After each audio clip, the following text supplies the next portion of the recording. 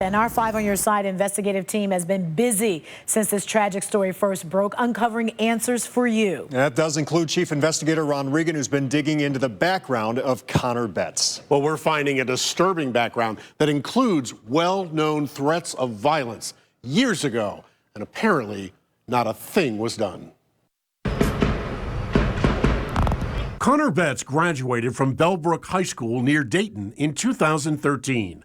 Today on Twitter, fellow classmates are now coming forward with disturbing details of past threats. I went to high school with the shooter, referencing a hit list of students Betts threatened to kill.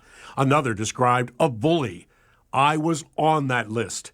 If you think for a second this wasn't preventable, then you aren't paying attention. What was happening in his life that made him do it? Here's how another former classmate described that hit list. Apparently he had made a kill list, and I happened to be on it.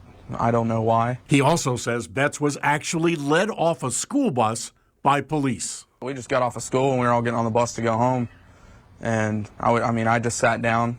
Me and my sister just sitting down, and he sat down. I think he was behind us. And I look up, and there's 2 police officers standing on the bus, asking him to get off the bus and go with them. Published reports say Betts was simply suspended. The school sent us this email declining our request to determine what, if any, mental health counseling he may have received. But our own investigation into Ohio schools paints a dismal picture. Of 3,500 high schools across the state, we found only 220 licensed school psychologists. And the Ohio School Psychologists Association warns there are insufficient behavioral health services available to children and adolescents in schools across the state. Meanwhile, Betts' classmates are sending their own warning.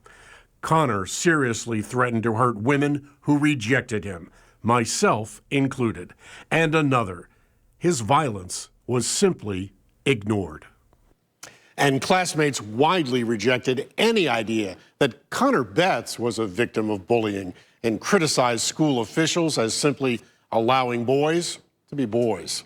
I'm Chief Investigator Ron Regan.